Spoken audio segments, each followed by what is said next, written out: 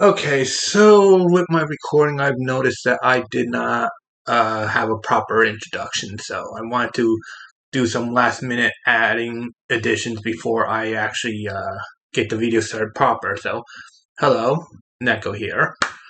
If you're wondering what's the deal with the virtual character, basically this is done with using my webcam in a program called VC Phase. So this is not an AI video because I know some people might get confused with the whole AI thing. So there is that. Um, I'll say a bit more later in the video when it comes proper. Also, I'm including a playlist for that video, which, as you see here, I made some additions to it. Which let me just go into the window so I could see it better. Let's see, here we go. So yeah, something I didn't explain. I had Perfect by Design in there. Have that in there because to show like what those who appreciate like the physical media do, what they draw upon for inspiration. Although with with Nate and Amelie, they actually did worked on a original song together. So there is that.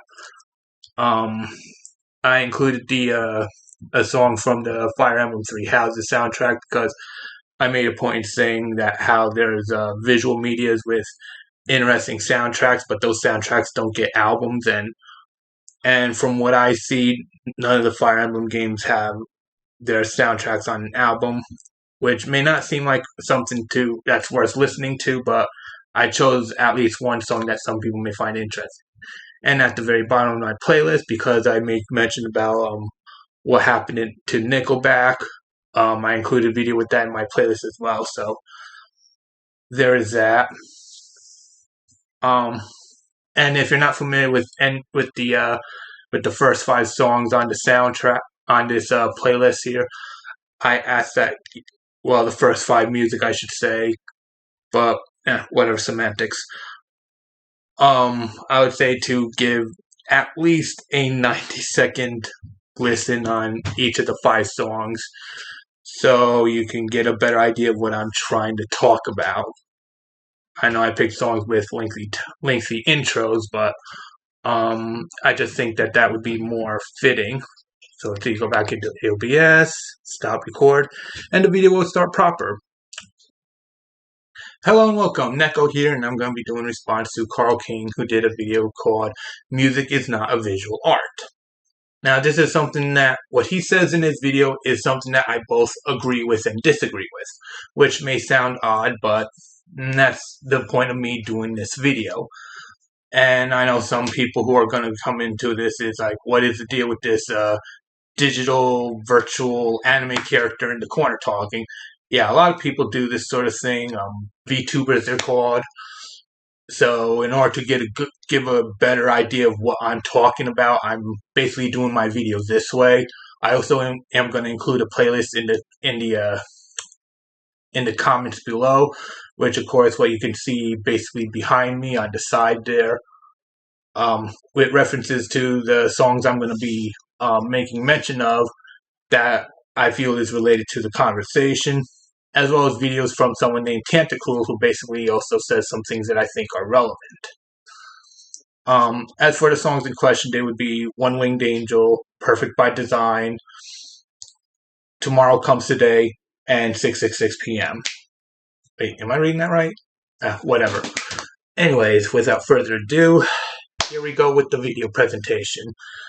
I will also be doing cuts here and there, so if you want the full video, I'm also going to include Carl King's video in the playlist.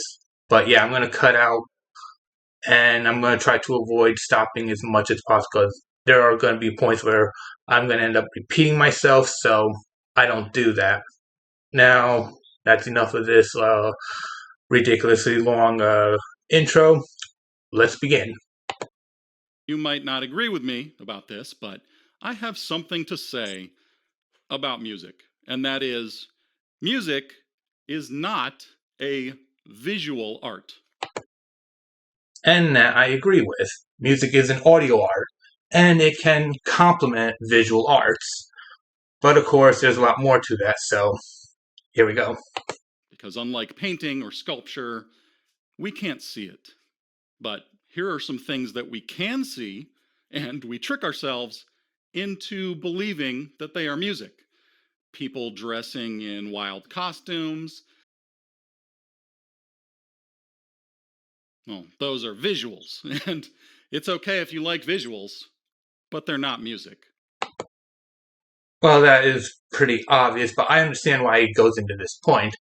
Because while their music is important to a lot of people, to other people, unfortunately, music is secondary. And there is even a set of people who even view music as a distraction, unfortunately. I will get to that more in another video because I don't think that's too relevant to what's trying to be said here. But yeah, for some people, it's all about what they see rather than what they hear. And I do understand this. After all, humans are a visually oriented creature. We are visually oriented life forms. And so we do tend to value what we see over other senses. Now, this should be obvious. Of course, music is not a visual art. But it's not obvious because we forget. And most of us will go right back to assuming music is all those other visual things. It's easy to be fooled by marketing. I sometimes wonder, as a music listener, how much am I influenced by and even tricked by these visual elements? And this is why I'm making a reference to Tentacruel, because Tentacruel talked about this as well, where we do have this strange thing when it comes, especially when it comes to marketing, where yeah, you have this marketing stuff that goes along with the music, sometimes to promote the music, which is something I don't see a problem with. But at the same time, there are some people who rely so much on what the marketing gimmick is that it ends up bringing down the appeal of the music, which is an unfortunate thing. Although a counterpoint I would like to make is that it isn't just um, visuals that can be this distraction from music. There's also like a reason why I very rarely listen to radio, which is that pardon, you have this commentator who's trying to hype up whatever's in rotation, and sometimes whatever's in rotation does not live up to the hype for whoever's listening. And so sometimes it's the commentator, whoever the disc jockey is or whatever they're called for radio, the personality ends up being a distraction from the music itself. So, and yeah, it can lure you into a false belief that the music's good, but in some instances, it may not be the kind of music you enjoy. Likewise, if it's done too much, it's also going to be something that you may even find that you do not enjoy. Um, of course, we can call upon examples like what happened with Nickelback, for example. Stuff like that. Okay, continuing on. How much does the look of the musician or their personality or even their album cover artwork alter my perception of the music? And the answer is a lot, and I wish it weren't true. I intentionally resist and ignore all of that other stuff. I think to myself, does this piece of music actually sound good to me, or am I only impressed by what the musician looks like while playing it? Because it shouldn't matter. We are. And that's basically like what I was saying. I'm going to back that up a bit.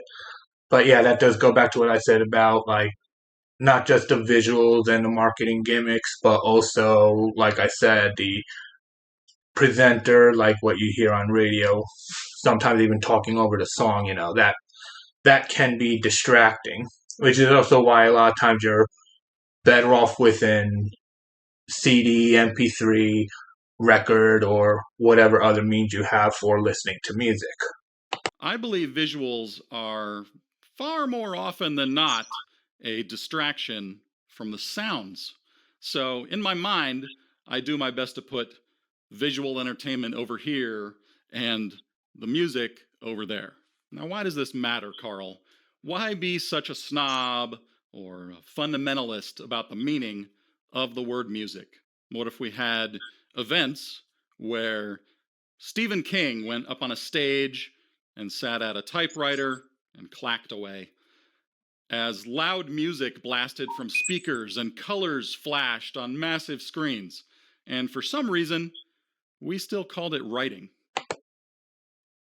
Okay, I'm just going to stop you, although this is in kind of an irrelevant point, but a lot of times streamers will do this. You have your drawing streams and your cooking streams. Sometimes you do have these wild distractions to make it look better. Even among VTubers, you see the same thing. At the same time, there's also instances where they won't do that, but yeah, some stuff like this does happen when it comes to like if you're streaming on YouTube or Twitch or whatever. So stuff like this does kind of happen. So why do we add all of this visual stuff into music, but still call it music?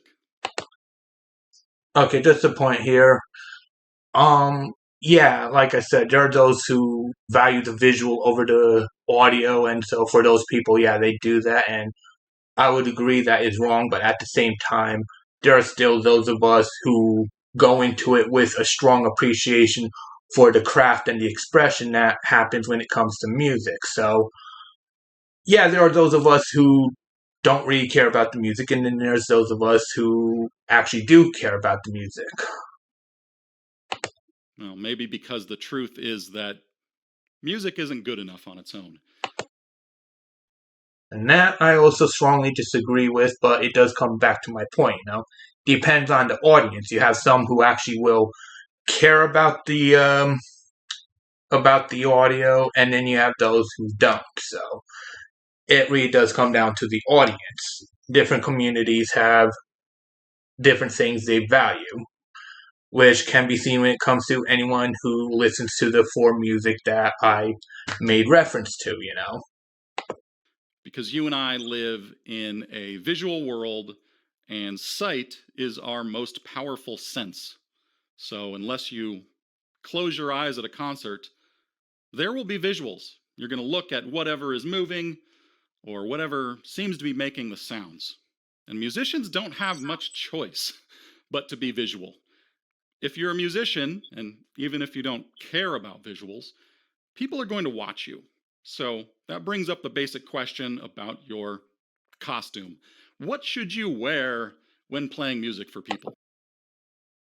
He does have a point there. I mean, after all, even when it comes to the VTubers who do music like Katy Cat, as seen above, yeah, you don't just have like concern of like what your outfit is, your attire, but even then, like what you're seeing, the whole VTuber thing. You got a lot of VTubers out there who sing and play instruments and stuff like that. So that is part of it.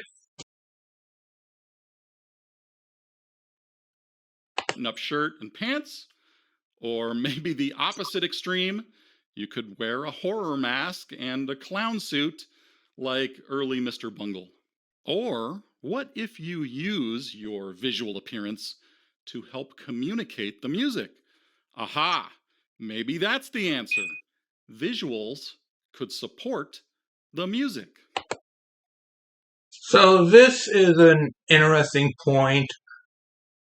I would not really call it supporting the music, but rather, like, there's a part of me that wants to disagree, but there's also a part of me that wants to agree with this, because, yeah, there are some music out there where it's really bland, mediocre, really does nothing, and unless you have a visual component, it's really nothing special. But at the same time, there are some songs that can actually stand above the visuals, which again is why I have my playlist with the 4 songs that I've chose. The music stands on its own. It's just that the visual is a nice complement to it. But at the same time, you don't need the visuals to enjoy the song. It's just a little added extra. and they are really not that important. But for some people, they kind of are, so it is that.